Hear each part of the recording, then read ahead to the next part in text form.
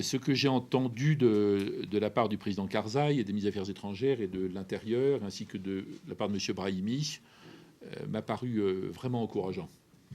Certes, les actions militaires ne sont pas terminées dans ce pays, et c'est même une très bonne chose que les États-Unis, notamment, avec l'aide de quelques pays sur des points particuliers, dont le nôtre, poursuivent l'indispensable travail pour s'assurer que les résidus d'Al-Qaïda ne puissent plus nuire.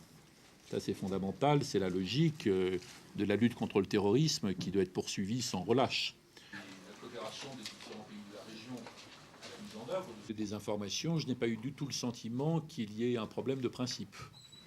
Donc je crois qu'on est toujours, en ce qui concerne le retour de Zahir Shah, on est toujours sur la base des conclusions de la conférence de Bonn. C'est le sentiment que j'ai. Il y a eu un certain nombre de problèmes de logistique ou de sécurité ou d'accueil ou d'organisation, je ne sais pas, mais j'ai pas l'impression que ça soit autre chose.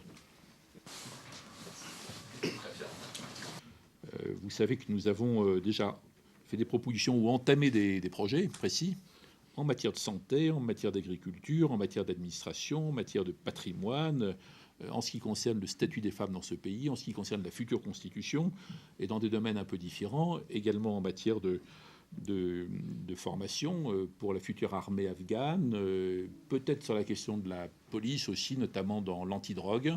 Pour les ONG, j'ai besoin de